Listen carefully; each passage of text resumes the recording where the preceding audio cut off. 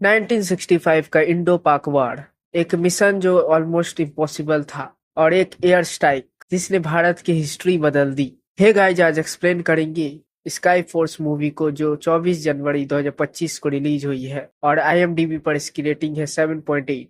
ये कहानी है विंग कमांडर कुमार ओम आहूजा और उनकी टीम की, जो ब्रेवरी और सेक्रीफाइस की मिसाल बन गई। तो बिना किसी देरी के चलिए शुरू करते हैं इस थ्रिलिंग और इमोशनल कहानी को। मूवी स्टार्ट होती है, हमें दिखाया जाता है 1971 का टाइम। पाकिस्तान के star striker aircraft Amritsar air force base पर हमला कर देते हैं, लेकिन एक इंडियन ऑफिसर उन पर मिसाइल छोड़ देता है, जिससे एक पाकिस्तानी पायलट पैराशूट लेके गिरने लगता है।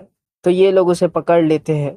फिर ग्रुप कैप्टन के.ओ. आहूजा को कॉल करके यहाँ बुलाया जाता है, तो वो यहाँ आते हैं और उन्हें उस पायलट की फाइल दी जाती है। फिर के.ओ. आहूजा उसे खोलने बोलते हैं क्योंकि वो कैदी बाद में, पहले वो एक सिपाही है।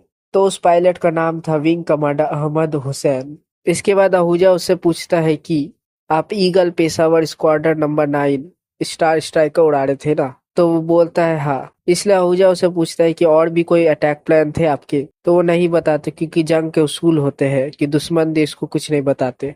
गैलेंट्री अवार्ड मिला था ना आपको? तो बोलते हैं सितारे जुड़त इन 1965। तो इसी बात पर आहूजा बोलते हैं कि आपके हारने पर भी मेडल देते हैं। इसके साथ 7 सितंबर सरगोदा अटैक याद है ना आपको? तो बोलते हैं हाँ। तो आहूजा उनसे पूछते हैं कि आपको अवार्ड क्यों मिला था? आपके एक इंडियन मिस्टर एयरक्राफ्ट को खत्म करने के लिए। और एक कहानी शुरू होती है। यह टाइगर स्क्वाड्रन आदमपुर एयरबेस पर। फिर आहूजा पूरे स्क्वाड्रन को बोलते हैं कि आज एक दूसरे के साथ फाइट करेंगे, स्किल्स चेक होगा।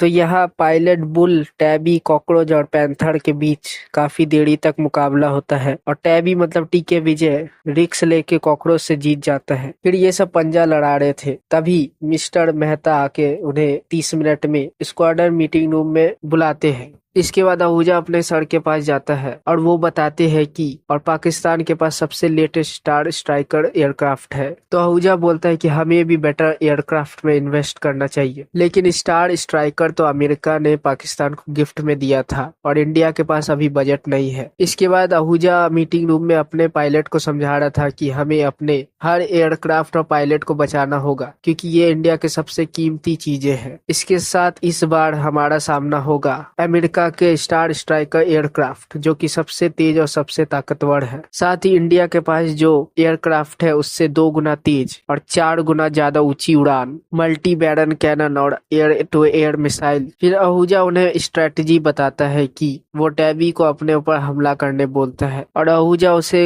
धक्का दे देता है। इससे ये सीख मिली कि आहूजा ने टैबी की स्पीड को इस्तेमाल करके टैबी के ऊपर दे दिया और यही होगी स्टार स्ट्राइकर को हराने की स्ट्रेटजी। फिर टैबी आहूजा से माफी मांगने लगता है, तो आहूजा बोलता है कि तुम अपनी लिमिट हमेशा पार करते हो। इसके साथ टैबी बाप बनने वाला है। फिर आहूजा के घर में पार्टी थी, इसलिए आहूजा और उसकी वाइफ प्रीति रेडी हो रहे थे। तभी आहूजा प्रीति को बोलता है कि जल्दी रेडी हो, मोनू आने वाला है। तो वो बोलती है कि मोनू? तो आहूजा बोलता है कि मोनू नहीं, टैबी। असल में मोनू आहूजा का भाई था जो कि शहीद हो गया था और टैबी में आहूजा को मोनू दिखता था, क्योंकि मोनू जैसा ही एनर्जी, एटीट्यूड और हमेशा लिमिट को पुश करना, पागलपंती। इसके साथ प्रीति बोलते हैं कि मोनू आहूजा से अच्छा पायलट।